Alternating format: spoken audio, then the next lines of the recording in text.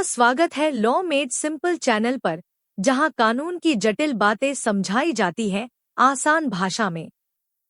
आज हम बात करेंगे कानूनी नोटिस का जवाब कैसे दें, एक स्टेप बाय स्टेप गाइड। सबसे पहले समझते हैं कानूनी नोटिस होता क्या है।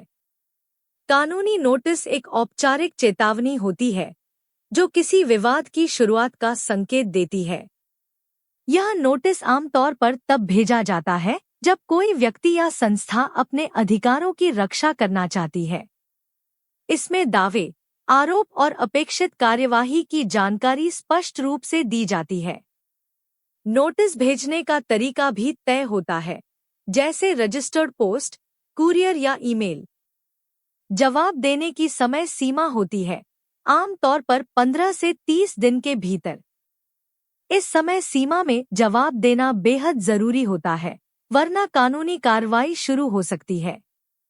जवाब न देना या देर से देना आपके पक्ष को कमजोर कर सकता है। इसलिए नोटिस को हल्के में न लें, इसे गंभीरता से पढ़ें और समझें। अगर नोटिस में कोई दावा या आरोप है, तो उसका विश्लेषण करें और साक्ष्य जुटाएं। आप चाहें तो वकील की मदद भी ले सकते हैं, ताकि जवाब कानूनी रूप से मजबूत हो। कानूनी नोटिस का जवाब देना सिर्फ एक औपचारिकता नहीं, यह आपके अधिकारों की रक्षा का पहला कदम है। इस विषय से जुड़े 2 प्रमुख कानून हैं। भारतीय सिविल प्रक्रिया संहिता 1908, खासकर धारा 80, जो सरकारी संस्थाओं को नोटिस देने से जुड़ी है, और भारतीय अनुबंध अधिनियम 1872, धारा 73, जो अनुबंध के उल्लंघन पर हट जाने की बात करता है। इन कानूनों की जानकारी आपको नोटिस का सही जवाब देने में मदद करेगी। हम इस गाइड में आगे बताएंगे कि जवाब कैसे तैयार करें, क्या भाषा रखें और किन बातों का ध्यान रखें। तो जुड़े रहिए हमारे साथ, ताकि आप कानूनी प्रक्रिया में आत्मविश्वास से आगे बढ़ सकें। अगर आपको यह जानकारी उपयोगी लगे, तो वीडियो को लाइक करें, अपने दोस्तों और परिवार के साथ शेयर करें, ताकि वे भी जागरूक बनें। और हाँ, चैनल को सब्सक्राइब करना न भूलें। लॉ मेड सिंपल, जहां कानून होता है आसान। चलिए अब बढ़ते हैं अगले स्टेप की ओर, नोटिस का विश्लेषण कैसे करें। 1. चरण 1, नोटिस को ध्यान से पढ़ना। यह सबसे पहला और सबसे जरूरी कदम है। नोटिस को सिर्फ सरसरी निगाह से न देखें, हर शब्द का मतलब होता है। सबसे पहले देखें कि नोटिस भेजने वाला कौन है, यानी प्रेषक की पहचान करें। क्या वह व्यक्ति है, कंपनी है या कोई सरकारी संस्था? फिर समझें कि नोटिस में क्या आरोप लगाए गए हैं और क्या दावे किए गए हैं। हर आरोप को अलग अलग पढ़ें और सोचें कि उसका जवाब कैसे दिया जा सकता है। अब ध्यान दें समय सीमा पर, यानी कितने दिनों में जवाब देना है। अक्सर यह सीमा 15 से 30 दिन के बीच होती है, इसे नजरअंदाज न करें। इसके बाद नोटिस की भाषा और टोन को समझें, क्या यह धमकी भरी है या औपचारिक? कभी कभी भाषा से ही पता चलता है कि सामने वाला कितना गंभीर है। अगर कोई बात अस्पष्ट लगे, जैसे कानूनी शब्द या संदर्भ, तो उसे चिन्हित करें। इन बिंदुओं को बाद में वकील या जानकार से समझना आसान होगा। नोटिस पढ़ते समय भावनाओं में बहना ठीक नहीं, गुस्सा या डर से बचें। आपका जवाब तर्कपूर्ण और शांत होना चाहिए, तभी वह कानूनी रूप से असरदार होगा। अब एक अलग डायरी या डिजिटल नोट्स में मुख्य बिंदु लिख लें, जैसे प्रेषक का नाम, आरोपों की सूची, समय सीमा और अस्पष्ट बातें। यह नोट्स आगे की तैयारी में आपकी मदद करेंगे, जैसे जवाब लिखना या सलाह लेना। इस चरण में 2 कानून आपकी मदद कर सकते हैं। पहला, सूचना का अधिकार अधिनियम 2005 की धारा 6, जिससे आप जरूरत पड़ने पर जानकारी मांग सकते हैं। दूसरा, भारतीय साक्ष्य अधिनियम 1872 की धाराएं 101 से 104 जो यह तय करती हैं कि किसे क्या साबित करना है। इन कानूनों की समझ आपको नोटिस को बेहतर तरीके से पढ़ने और समझने में मदद करेगी। याद रखें, नोटिस पढ़ना सिर्फ एक औपचारिकता नहीं, यह आपकी कानूनी रणनीति की नींव है। तो चलिए अगली स्लाइड में जानेंगे जवाब की तैयारी कैसे करें। और हाँ, अगर यह जानकारी उपयोगी लगे तो वीडियो को लाइक करें, शेयर करें और लॉ मेड सिंपल को सब्सक्राइब जरूर करें। चरण 2, दस्तावेज और साक्ष्य इकट्ठा करना। यह आपके जवाब की नींव तैयार करता है। नोटिस में जो आरोप लगाए गए हैं उनके समर्थन या खंडन के लिए आपको ठोस साक्ष्य चाहिए। सबसे पहले देखें, क्या आपके पास कोई अनुबंध, रसीदें या ईमेल हैं जो उस विवाद से जुड़े हैं। ये दस्तावेज दिखा सकते हैं कि आपने क्या सहमति दी थी और क्या नहीं। अगर कोई घटना हुई है तो फोटो या वीडियो साक्ष्य बहुत उपयोगी हो सकते हैं। ध्यान रहे, ये साक्ष्य स्पष्ट, दिनांकित और असंपादित होने चाहिए। अगर बातचीत कॉल पर हुई थी और रिकॉर्डिंग वैध है तो वह भी साक्ष्य बन सकती है।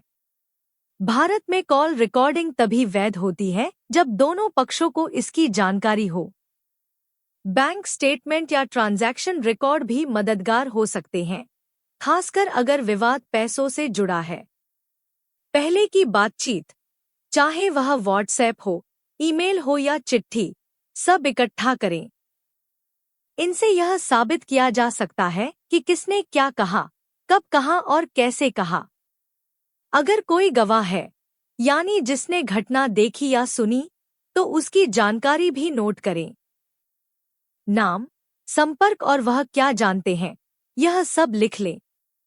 अब इन सभी साक्ष्यों को क्रमबद्ध करें, यानी एक व्यवस्थित फोल्डर या डिजिटल फाइल में रखें। हर दस्तावेज को लेबल करें ताकि बाद में ढूंढना आसान हो। इससे न सिर्फ आपका जवाब मजबूत होगा, बल्कि वकील को भी समझने में आसानी होगी। इस चरण में 2 कानून आपकी मदद करते हैं। पहला, भारतीय साक्ष्य अधिनियम 1872 की धारा 65B, जो डिजिटल साक्ष्य की वैधता तय करती है। दूसरा, सूचना प्रौद्योगिकी अधिनियम 2000 की धाराएं 4 और 5, जो इलेक्ट्रॉनिक रिकॉर्ड और डिजिटल हस्ताक्षर को मान्यता देती है। इन कानूनों की जानकारी आपको यह तय करने में मदद करेगी कि कौन सा साक्ष्य अदालत में स्वीकार होगा। याद रखें, साक्ष्य इकट्ठा करना सिर्फ दस्तावेज जमा करना नहीं, यह आपकी कानूनी तैयारी का सबसे ठोस हिस्सा है। तो चलिए अब अगले चरण में जानेंगे जवाब कैसे तैयार करें। और हाँ, अगर यह जानकारी उपयोगी लगे तो वीडियो को लाइक करें, शेयर करें और लॉ मेड सिंपल को सब्सक्राइब जरूर करें। चरण 3, वकील से परामर्श करें। यह वह मोड़ है जहां आपकी तैयारी को कानूनी दिशा मिलती है। सबसे पहले एक अनुभवी और विश्वसनीय वकील चुनें, जो उस विषय में विशेषज्ञता रखते हों। वकील का चयन करते समय उनकी योग्यता, अनुभव और पिछले मामलों की समझ जरूर देखें। अब नोटिस की कॉपी उन्हें साझा करें ताकि वे पूरा संदर्भ समझ सकें। सिर्फ नोटिस भेजना काफी नहीं, अपनी स्थिति भी स्पष्ट रूप से बताएं। आपने क्या किया, क्या नहीं किया और आपके पास क्या साक्ष्य हैं, सब खुलकर रखें। वकील से संबंधित कानूनों की जानकारी लें ताकि आप भी समझ सकें कि क्या लागू होता है। यह जानकारी आपको जवाब तैयार करने और कानूनी प्रक्रिया को समझने में मदद करेगी। अब संभावित जवाब के प्रारूप पर चर्चा करें, यानी जवाब किस भाषा में, किस शैली में लिखा जाए। क्या जवाब औपचारिक होगा, क्या उसमें खंडन होगा या समझौते का प्रस्ताव? इन सभी बातों पर वकील से खुलकर बात करें और नोट्स बनाते जाएं। बातचीत का रिकॉर्ड रखना भी जरूरी है, चाहे वह लिखित हो या ऑडियो, ताकि बाद में संदर्भ मिल सके। इससे यह भी सुनिश्चित होता है कि कोई गलतफहमी न हो। अब वकील के साथ मिलकर एक रणनीति तय करें, यानी आगे क्या कदम उठाने हैं। क्या जवाब भेजना है, क्या कोर्ट जाना है या समझौता करना है, सब तय करें। इस चरण में 2 कानून विशेष रूप से प्रासंगिक हैं। पहला, अधिवक्ता अधिनियम 1961, जो वकीलों की योग्यता और आचरण को नियंत्रित करता है। दूसरा, भारतीय दंड संहिता 1860 की धारा 182, जो झूठी सूचना देने पर दंड का प्रावधान करता है। इसलिए जवाब में कोई गलत तथ्य न दें, हर बात प्रमाणित और सटीक होनी चाहिए। वकील से परामर्श न सिर्फ कानूनी सुरक्षा देता है, बल्कि आपकी स्थिति को मजबूत भी करता है। याद रखें, सही सलाह सही समय पर लेना ही समझदारी है। तो चलिए, अब बढ़ते हैं अगले स्लाइड की ओर। चरण 4, जवाब का प्रारूप तैयार करें। यह वह दस्तावेज है जो आपकी बात को कानूनी रूप से सामने रखता है। सबसे पहले जवाब की शुरुआत करें प्रेषक के नाम और पते से, यानी जिसने नोटिस भेजा है। इसके बाद नोटिस की तारीख और उसका संदर्भ स्पष्ट रूप से लिखें, ताकि कोई भ्रम न रहे। अब मुख्य भाग आता है, आरोपों का खंडन या स्पष्टीकरण। अगर आरोप गलत हैं, तो तर्क और साक्ष्य के साथ उनका खंडन करें।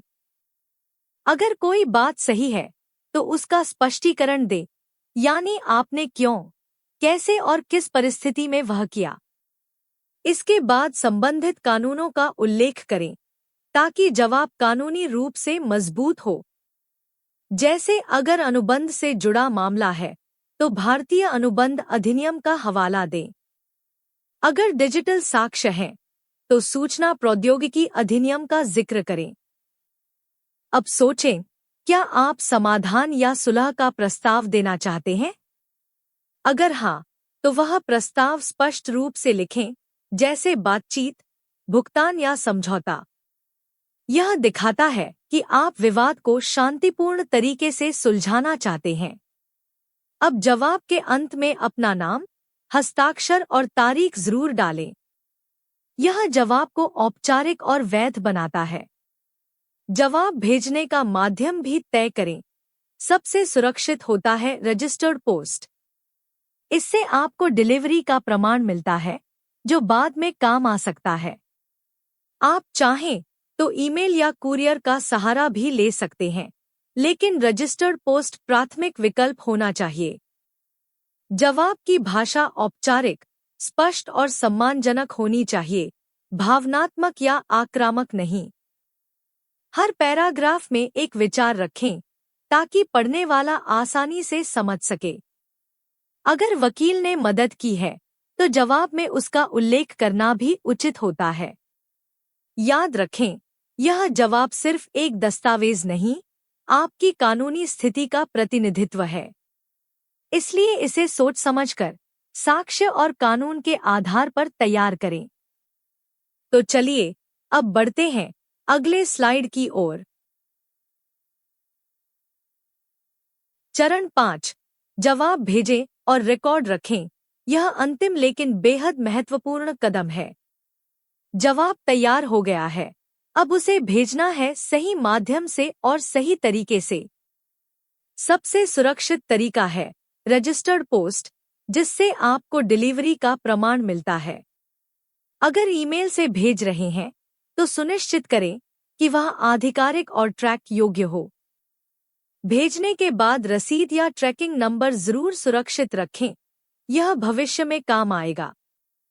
यह प्रमाणित करता है कि आपने जवाब समय पर और सही तरीके से भेजा। अब जवाब की एक कॉपी अपने पास रखें, चाहे प्रिंट में हो या डिजिटल फॉर्म में। इस कॉपी को सुरक्षित जगह पर रखें, ताकि जरूरत पड़ने पर तुरंत मिल जाए। भेजने का प्रमाण भी रखें, जैसे पोस्ट ऑफिस की रसीद, ईमेल का स्क्रीनशॉट या ट्रैकिंग रिपोर्ट। यह सबूत बाद में अदालत या वकील के सामने पेश किया जा सकता है। अब सभी दस्तावेज, नोटिस, जवाब, साक्ष्य, रसीदें एक फोल्डर में व्यवस्थित करें। यह फोल्डर आपकी कानूनी तैयारी का पूरा रिकॉर्ड होगा। अगर आपने वकील की मदद ली है तो उन्हें भी अपडेट करें कि जवाब भेज दिया गया है। वकील को भेजने का माध्यम, तारीख और ट्रैकिंग जानकारी जरूर दें। अब ध्यान दें, क्या कोई अगली तारीख तय हुई है? जैसे कोर्ट की सुनवाई, अगला नोटिस या जवाब की अपेक्षित प्रतिक्रिया। इन तारीखों को कैलेंडर में नोट करें ताकि कोई चूक न हो। इस चरण में 2 कानून आपकी मदद करते हैं। पहला, सूचना प्रौद्योगिकी अधिनियम 2000 की धारा 13, जो इलेक्ट्रॉनिक संचार की समय और वैधता तय करती है। दूसरा, भारतीय साक्ष्य अधिनियम 1872 की धारा 114, जो यह मानता है कि सामान्य परिस्थितियों में डाक भेजी गई चीज प्राप्त हो जाती है, इसलिए भेजने का प्रमाण रखना कानूनी रूप से बेहद जरूरी है। याद रखें, जवाब भेजना सिर्फ एक प्रक्रिया नहीं, यह आपकी जिम्मेदारी और सतर्कता का प्रमाण है। तो चलिए अब बढ़ते हैं अगले स्लाइड की ओर। निष्कर्ष, क्या याद रखें, कानूनी नोटिस का जवाब देना अनदेखा करने वाली चीज नहीं है, यह आपकी कानूनी जिम्मेदारी है। हर चरण में सोच समझकर निर्णय लें, जल्दबाजी या भावनात्मक प्रतिक्रिया से बचें। जवाब में कानूनों का सही और सटीक संदर्भ दें ताकि आपकी बात कानूनी रूप से मजबूत हो। सभी साक्ष्य और दस्तावेजों को व्यवस्थित रखें, बिखरे हुए कागज नहीं, एक ठोस फोल्डर बनाएं। वकील की सलाह से जवाब तैयार करें, क्योंकि सही मार्गदर्शन ही सही समाधान की कुंजी है। जवाब भेजने का प्रमाण सुरक्षित रखें, चाहे वह रजिस्टर्ड पोस्ट की रसीद हो या ईमेल का स्क्रीनशॉट। हर बात को दस्तावेजी रूप में दर्ज करें ताकि भविष्य में कोई भ्रम न रहे। कानूनी प्रक्रिया में स्पष्टता, समयबद्धता और सम्मानजनक भाषा बहुत मायने रखती है। आपका जवाब जितना व्यवस्थित और प्रमाणित होगा, आपकी स्थिति उतनी ही मजबूत होगी। इस पूरी प्रक्रिया में 2 कानून विशेष रूप से सहायक हैं। भारतीय साक्ष्य अधिनियम 1872 की धाराएं 61 से 65, जो दस्तावेजी साक्ष्य की वैधता तय करती है, और सूचना प्रौद्योगिकी अधिनियम 2000 की धाराएं 11 और 13, जो इलेक्ट्रॉनिक रिकॉर्ड की वैधता और समय निर्धारण को स्पष्ट करती है। इन कानूनों की समझ आपको सिर्फ जवाब देने में नहीं, भविष्य की कानूनी रणनीति बनाने में भी मदद करेगी। याद रखें, जानकारी ही शक्ति है और सही जानकारी ही सही निर्णय की नींव है। लॉ मेड सिंपल का उद्देश्य यही है, आपको सशक्त बनाना, आसान भाषा में। अगर यह वीडियो आपको उपयोगी लगा हो तो लाइक जरूर करें, शेयर करें अपने दोस्तों और परिवार के साथ ताकि वे भी कानूनी रूप से जागरूक बनें। और हाँ, चैनल को सब्सक्राइब करना न भूलें। आपका समर्थन ही हमारी प्रेरणा है।